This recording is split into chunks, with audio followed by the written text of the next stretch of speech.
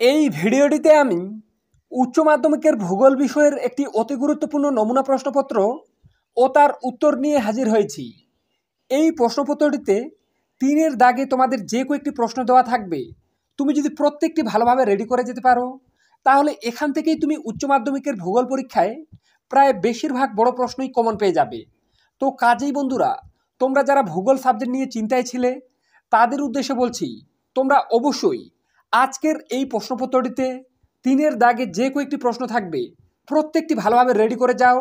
আমি আশা রাখছি এখান থেকে তুমি কিন্তু উচ্চ মাধ্যমিকের ভূগোল পরীক্ষায় প্রায় বেশিরভাগ প্রশ্নই কমন পেয়ে যাবে। কাজেই তোমরা যারা সামনের ভূগোল পরীক্ষায় ভালো রেজাল্ট করতে চাও তারা অবশ্যই ভিডিওটি প্রথম থেকে শেষ পর্যন্ত দেখতে থাকো এবং চ্যানেলে নতুন হয়ে থাকলে অবশ্যই চ্যানেলটি সাবস্ক্রাইব করে পাশে থাকা বেল আইকনটি প্রেস করে রাখো। তো চলো শুরু করি। প্রথমেই দেখে নেব 1-এর দাগের প্রশ্নগুলিতে কি বলা হয়েছে। বিকল্প উত্তরগুলির মধ্যে থেকে সঠিক উত্তরটি বেছে নিয়ে লেখো। অর্থাৎ 1-এর দাগে তোমাদের মোট 21টি এমসিকিউ প্রশ্ন দেওয়া থাকবে। প্রত্যেকটি প্রশ্নের মান 1 করে, টোটাল 21 নম্বর। তো দেখে নাও 1-এর দাগে আছে, যে প্রক্রিয়ায় প্লাবন ভূমি গঠিত হয় তা হলো, এক্ষেত্রে উত্তর হয়ে যাবে ক-এর দাগের অপশানটি, অর্থাৎ আরোহণ। এরপর দেখে নেব 2-এর দাগে, ভৌম জলতলের ঊর্ধ্ব সীমাকে বলা হয়, এটা ঊর্ধ্ব সুরাকে হয়ে গেছে, প্রশ্নটা হয়ে যেত ভৌম জলতলের ঊর্ধ্ব সীমাকে বলা হয়। তো এর উত্তর হয়ে যাবে ক-এর দাগের অপশানটি, অর্থাৎ প্রিজোমেট্রিক দল। এরপর দেখে নেব 3-এর দাগে, ভারতের একটি উল্লেখযোগ্য কাস্ট অঞ্চল হলো, তো এক্ষেত্রে উত্তর হয়ে যাবে গ-এর দাগের অপশানটি, অর্থাৎ বোরা গুহা। এরপর 4, মরুভূমির প্লায়াকে কেন্দ্র করে যে জলনির্গম প্রণালী গড়ে ওঠে তা হলো, তো এক্ষেত্রে উত্তর হয়ে যাবে খ-এর দাগের অপশানটি, অর্থাৎ কেন্দ্রমুখী। এরপরে দেখে নেব 5-এর দাগে, নদী বদ্বীপ ও পলল বজনী গড়ে ওঠে যে জলনির্গম প্রণালীতে তা হলো, তো এক্ষেত্রে উত্তর হয়ে যাবে গ-এর দাগের অপশানটি, অর্থাৎ বিনুনি রূপী। এরপর দেখে নেব 6-এর দাগে, উদ্ভিদের প্রধান পুষ্টিমৌল হিসেবে এনপিকে কে বলা হয়, তো এক্ষেত্রে উত্তর হয়ে যাবে ক-এর দাগের অপশানটি, অর্থাৎ প্রাথমিক অতিমাত্রিক পুষ্টিমৌল। এরপর দেখে নেব 7-এর দাগে, মৃত্তিকা পরিলেখের এ স্তর থেকে বি স্তরে খনিজ পদার্থের অপসারণের পদ্ধতিকে বলে, তো এক্ষেত্রে উত্তর হয়ে যাবে ঘ-এর দাগের অপশানটি, অর্থাৎ এলুভিয়েশন। এরপরে দেখে নেব 8-এর দাগে, পৃথিবীর বিধ্বংসী ঘূর্ণিঝড় হলো, উত্তর খ-এর দাগের অপশানটি, অর্থাৎ টর্নেডো। 9-এর দাগে, ওজোন গ্যাসের ঘনত্ব পরিমাপক একক হলো, তো এক্ষেত্রে উত্তর হয়ে যাবে খ-এর দাগের অপশানটি, অর্থাৎ ডবসন। এরপর দেখে নেব 9-এর দাগে, ওজোন স্তর ধ্বংসের জন্য যে গ্যাস প্রধানত দায়ী তা হলো, তো এই প্রশ্নটির উত্তর আশা রাখি তোমরা প্রত্যেকে জানো। তো এর উত্তর কি হবে তোমরা অবশ্যই কমেন্ট সেকশনে কমেন্ট করে জানাতে ভুলবে না। বারবার বলছি, 10 নম্বর প্রশ্নের উত্তরটা তোমরা আমাকে অবশ্যই কমেন্ট সেকশনে কমেন্ট করে জানাতে ভুলবে না। এরপর দেখে নেব 11-এর দাগে, যে জলবায়ু অঞ্চলে জীববৈচিত্র্য সর্বাধিক তা হলো, তো এক্ষেত্রে উত্তর হয়ে যাবে ক-এর দাগের অপশানটি, অর্থাৎ নিরক্ষীয় বৃষ্টি অরণ্য। 12-এর দাগে, জলধার থেকে অতিরিক্ত জল ছাড়ার ফলে বর্ষাকালে সৃষ্ট বন্যা হলো একটি, তো এক্ষেত্রে উত্তর হয়ে যাবে গ-এর দাগের অপশানটি, অর্থাৎ আধা প্রাকৃতিক। এরপর দেখেন 13-এর দাগে, আন্তর্জাতিক ধান গবেষণা কেন্দ্র অবস্থিত, তো এক্ষেত্রে উত্তর হয়ে যাবে ক-এর দাগের অপশানটি, অর্থাৎ মেলিনায়। এবার দেখেন 24-এর দাগে, ওয়েবার শিল্প স্থাপনের তত্ত্বটিকে বলা হয়, তো এক্ষেত্রে উত্তর হয়ে যাবে ক-এর দাগের অপশানটি, অর্থাৎ সর্বনিম্ন ব্যয় তত্ত্ব। এরপরে দেখে নেব 15-এর দাগে, তথ্য প্রযুক্তির ক্ষেত্রে যুক্ত শ্রমিকদের বলা হয়, উত্তর খ-এর দাগের অপশানটি, অর্থাৎ গ্রে কলার। এরপরেই দেখে নেব 16-এর দাগের প্রশ্নটিতে কি বলা হয়েছে, সোনালী পোশাকের কর্মীরা যে কাজে নিযুক্ত তা হলো, তো এক্ষেত্রে উত্তর হয়ে যাবে ঘ-এর দাগের অপশানটি, অর্থাৎ পরামর্শ দান। এরপরে 17-এর দাগে, মহানগরে ন্যূনতম জনসংখ্যা থাকে, উত্তর ঘ-এর দাগের অপশানটি, অর্থাৎ 10 লক্ষ।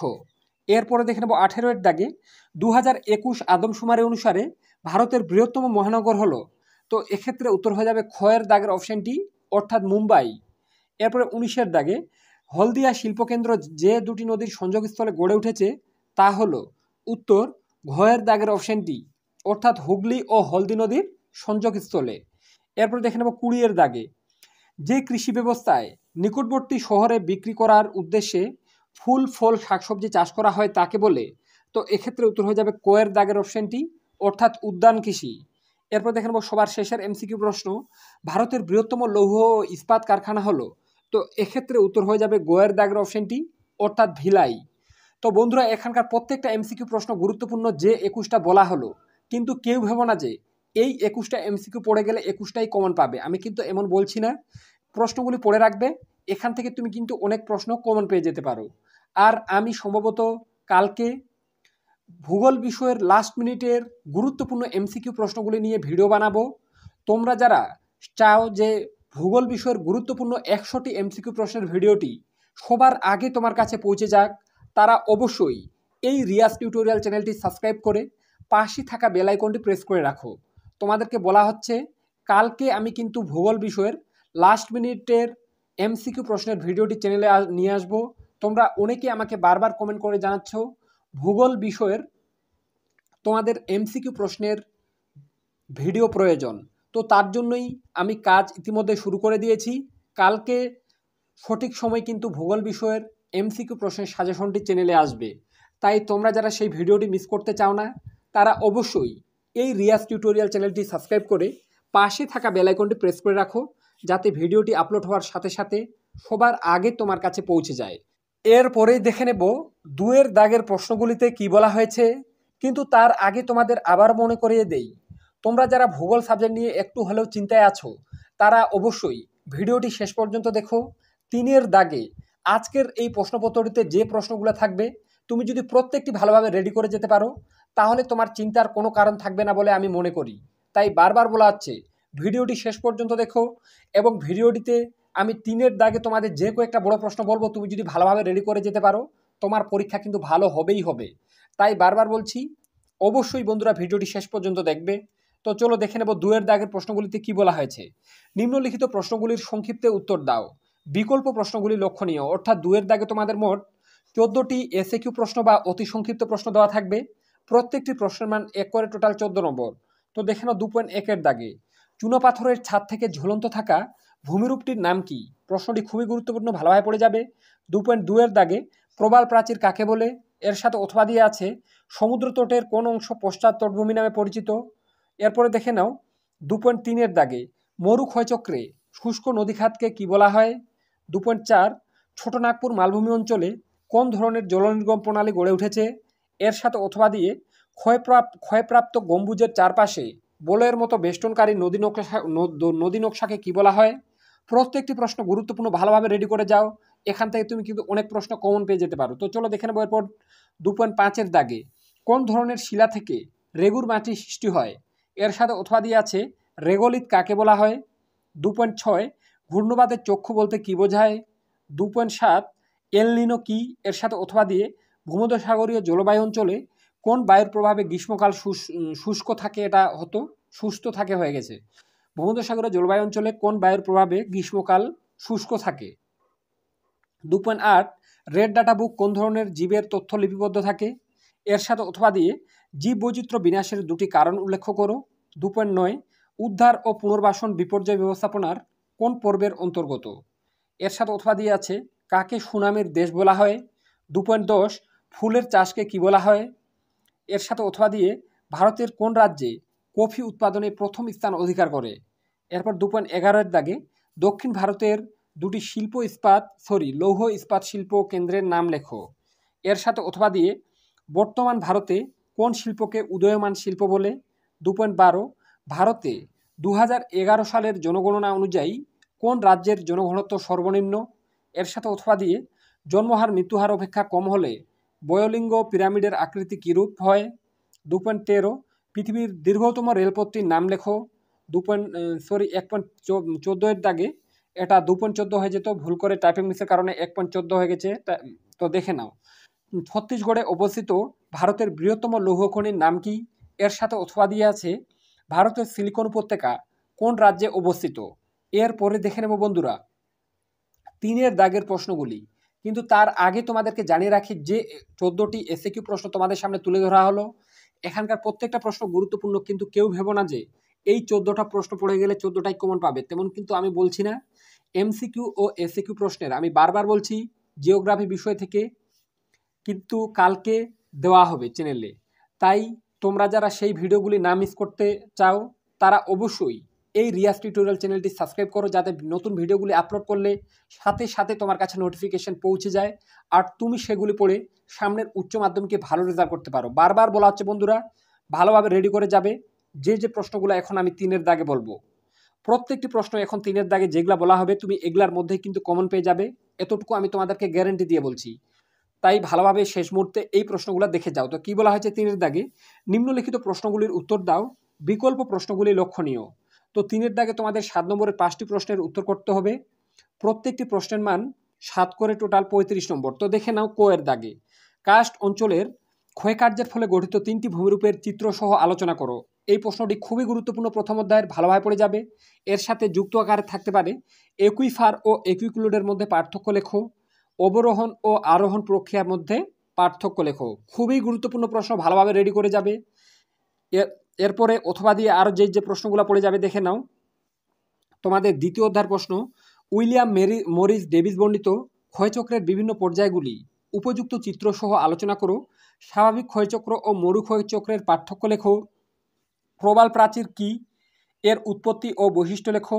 মৃত্তিকা সৃষ্টিতে আদিশিলার ভূমিকা আলোচনা করো। ইলুভিয়েশন ও এলুভিয়েশনের মধ্যে পার্থক্য লেখো। মৃত্তিকা পরিলেখের বৈশিষ্ট্য লেখো। তো ক-এর দাগে তোমাদের যে প্রশ্নগুলো বলা হলো, তুমি যদি এখান থেকে প্রত্যেকটা রেডি করে যেতে পারো, পরীক্ষায় যে প্রশ্নই আসুক এগুলার মধ্যেই কিন্তু কমন পাবে, এতটুকু তোমাদের একদম 100% গ্যারেন্টি দিয়ে বলছি। এর সাথে 2 নম্বরের প্রশ্ন হিসেবে তোমরা পড়ে রাখবে টম্বল, অগ্নিভবন, আরোহণ প্রক্রিয়া, সমপ্রায় ভূমি, গিজার, একুইফার, নদী ক্ষয়চক্রের বেঘাত উদ্ধারবনতি। তো এগুলা তোমাদের কিন্তু যুক্ত আকারে দেওয়া থাকতে পারে, তাই এগুলির সংজ্ঞা তোমরা ভালোভাবে পড়ে রাখবে। টম্বল, অগ্নিভবন, আরোহণ প্রক্রিয়া যেগুলো দেওয়া স্ক্রিনে দেখতে পাচ্ছ, এই কয়েকটা ছোট প্রশ্নের সংজ্ঞাগুলো ভালোভাবে দেখে যাবে ভূগোল বিষয় থেকে। তো এরপরেই দেখে নেব খ-এর দাগের প্রশ্নটিতে কি আছে। তো চলো দেখে নেই। খ-এর দাগে, নাতিশীতোষ্ণ ঘূর্ণবাদের জীবনচক্র উপযুক্ত চিত্রসহ আলোচনা করো। ক্রান্তীয় ঘূর্ণবাদ ও নাতিশীতোষ্ণ ঘূর্ণবাদের মধ্যে পার্থক্য লেখো। খুবই গুরুত্বপূর্ণ প্রশ্ন, কোনো রকমভাবে বাদ দেওয়া যাবে না। ঘূর্ণবাদ ও প্রতি ঘূর্ণবাদের মধ্যে পার্থক্য লেখো। ভূমধ্যসাগরীয় জলবায়ু ও ক্রান্তীয় মৌসুমী জলবায়ুর মধ্যে পার্থক্য লেখো। এটা তোমাদের খুবই গুরুত্ব দিয়ে পড়তে হবে তৃতীয় অধ্যায়ের প্রশ্ন হিসেবে। এই প্রশ্নগুলো কিন্তু পরীক্ষায় আসার চান্স প্রবল, তাই ভালোভাবে পড়ে রাখবে, কোনো প্রশ্ন বাদ দেবে না। আশা রাখছি এই প্রশ্নগুলো তুমি যদি রেডি করে যেতে পারো, তাহলে ভূগোল বিষয় থেকে যে প্রশ্নই আসুক এইগুলার মধ্যেই তুমি কিন্তু কমন পাবে। তাই বারবার বলা হচ্ছে, যে প্রশ্নগুলো বলছি একটাও বাদ দেবে না। তুমি তোমাদের টেস্ট বই বা গৃহশিক্ষকের সাহায্য নিতে পারো।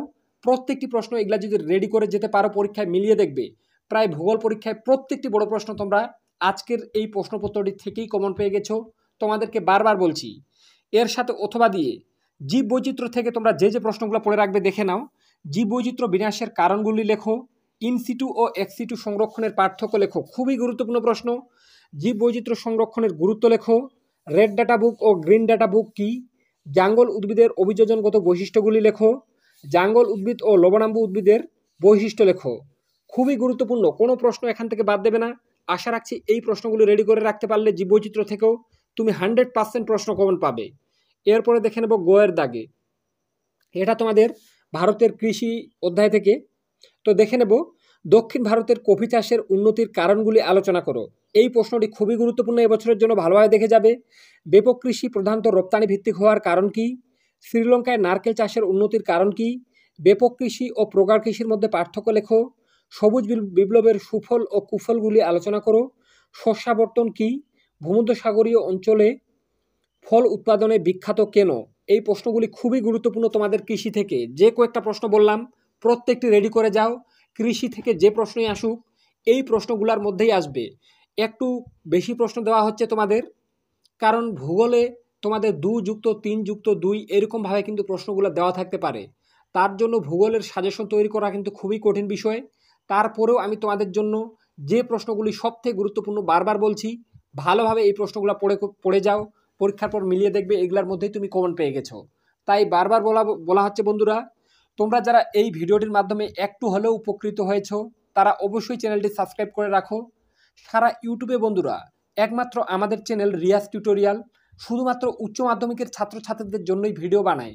তাই বারবার বলা হচ্ছে তোমাদের জন্য করা পরিশ্রম আমার যাতে সার্থক হয় তার জন্য তোমরা অবশ্যই এই রিয়াজ টিউটোরিয়াল চ্যানেলটি সাবস্ক্রাইব করে পাশে থাকা বেল আইকনটি প্রেস করে রাখতে একদম ভুলো না। কেননা আমি অন্যান্য চ্যানেলের মতো ভিউসের লোভে একাদশ শ্রেণী এবং মাধ্যমিকের জন্য কিন্তু ভিডিও বানাই না।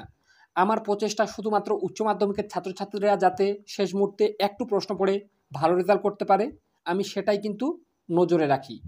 তাই বারবার বলাচ্ছে বন্ধুরা, তোমরা অবশ্যই চ্যানেলটি সাবস্ক্রাইব করে রাখো যাতে শেষ মুহূর্তের গুরুত্বপূর্ণ ভিডিওগুলি সবার আগে তোমার কাছে পৌঁছে যায়। তো চলো দেখে নেব এরপরে ঘয়ের দাগে। তো ঘয়ের দাগে তোমাদের যে প্রশ্নগুলো খুবই গুরুত্বপূর্ণ দেখে নাও। ভারতের খাদ্য প্রক্রিয়াকরণ শিল্পের উন্নতির কারণগুলি কি কি? মালয়েশিয়ার রবার শিল্পের উন্নতির কারণগুলি কি কি? ভারতের পূর্ব ও মধ্যাঞ্চলে ইস্পাত শিল্পের কেন্দ্রীভবনের কারণগুলি কি কি? কাগজ শিল্পের প্রধান কাঁচামালগুলি কি কি? খুবই গুরুত্বপূর্ণ, একটাও প্রশ্ন বাদ দেবে না। শিল্প থেকে বারবার বলছি, এখানে যে প্রশ্নগুলো দেওয়া আছে প্রত্যেকটি ভালোভাবে রেডি করে যাও। পরীক্ষার পর মিলিয়ে দেখবে এগুলার মধ্যে কমন পেয়ে যাবে। এরপর অথবা দিয়ে যেগুলো দেখে রাখবে কাঁচামালের ভিত্তিতে উদাহরণসহ শিল্পের শ্রেণীবিভাগ করো। কাঁচামালের অভাব সত্ত্বেও জাপানে লৌহ ইস্পাত শিল্প গড়ে ওঠার কারণ বিশ্লেষণ করো। ভারতের দুগ্ধ প্রক্রিয়াকরণ শিল্প উন্নতি লাভের কারণ করেনি কেন? কার্পাস বয়ন শিল্পকে শিকড় আলগা শিল্প বলা হয় কেন? প্রত্যেকটা প্রশ্ন গুরুত্বপূর্ণ। এইগুলা যদি রেডি করে যেতে পারো, যে কোনো প্রশ্নই আসুক উচ্চ মাধ্যমিকের ভূগোলে তুমি কিন্তু এই প্রশ্নগুলোর মধ্যেই কমন পাবে বলে আমি মনে করি। তুমি যদি কমন না পাও তাহলে এতটুকু কনফিডেন্স রাখবে যে পশ্চিমবঙ্গের অন্যান্য ছাত্রছাত্রীদেরও কিন্তু পরীক্ষা খারাপ হবে যদি এই প্রশ্নগুলোর মধ্যে না আসে। তাই বারবার বলছি, কথাগুলোর মানে একটু হলেও বিলিভ করো এবং রেডি করে যাও। পরীক্ষার পর মিলিয়ে দেখবে যে দাদা বলেছিল প্রত্যেকটা প্রশ্ন কমন পেয়েছি। কেননা বিগত কয়েক বছর ধরে আমি এমনভাবে সাজেশন দিয়ে এসেছি, তোমরা ভেবে অবাক হবে প্রতিবার কিন্তু একটাও প্রশ্ন বাদ যায় না। বেশিরভাগ প্রশ্ন কিন্তু আমাদের চ্যানেল থেকে দেওয়া সাজেশন থেকেই কমন আসে। তাই এবারও বিকল্প হবে না। যেগুলা বলা হচ্ছে ভালোভাবে রেডি করে যাও, তোমরা কিন্তু লাভবান হবেই হবে। এরপরে দেখে নেব উঁয়ের দাগে। তো উঁয়ের দাগের প্রশ্নগুলিতে কি বলা হয়েছে দেখে নাও। জনবিবর্তন মডেলের বিভিন্ন পর্যায়গুলি সংক্ষেপে আলোচনা করো। কার্যাবলীর ভিত্তিতে পৌরবসতির শ্রেণীবিভাগ করো ও উদাহরণ দাও। জনঘনত্ব ও মানুষ জমির অনুপাতের পার্থক্য লেখো। জনসংখ্যা বিস্ফোরণ কাকে বলে? ভারতের আদমশুমারি অনুযায়ী পৌরবসতি ও গ্রামীণ বসতির সংজ্ঞা দাও। প্রশ্নটি খুবই গুরুত্বপূর্ণ, ভালোভাবে পড়ে রাখবে। এর সাথে অথবা দিয়ে যে প্রশ্নগুলো ভালোভাবে দেখে যেতে হবে দেখে নাও। পৃথিবীর জনসংখ্যার বন্টনের তারতম্যের কারণগুলি কি কি? কাম্য জনসংখ্যাকে আদর্শ জনসংখ্যা বলে কেন?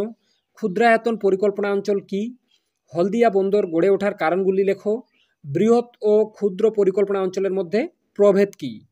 তো বন্ধুরা, আজকের এই ভিডিওটিতে আমি যে প্রশ্নগুলো তোমাদের সামনে তুলে ধরলাম, তুমি যদি প্রত্যেকটি ভালোভাবে রেডি করে যেতে পারো, পরীক্ষার পর মিলিয়ে দেখবে উচ্চ মাধ্যমিকের ভূগোল পরীক্ষায় বেশিরভাগ বড় প্রশ্ন তোমরা আজকের এই প্রশ্নপত্রটি থেকেই কমন পেয়ে গেছো।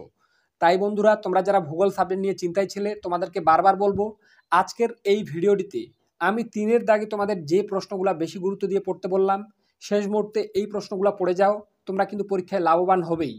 ভূগোলে একটু বেশি প্রশ্ন পড়তে হয়, তোমরা যারা টিউশন পড়েছো তারা জানো। ভূগোলে কিন্তু সাজেশন তৈরি করা খুবই কঠিন বিষয়ে।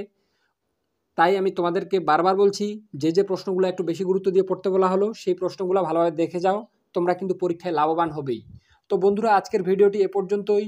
ভিডিওটির মাধ্যমে একটু হলেও উপকৃত হয়ে থাকলে অবশ্যই চ্যানেলটি সাবস্ক্রাইব করে পাশে থাকা বেল আইকনটি প্রেস করে রাখতে একদম ভুলো না। তো আজকে পর্যন্তই, দেখা হবে নেক্সট কোনো ভিডিওতে।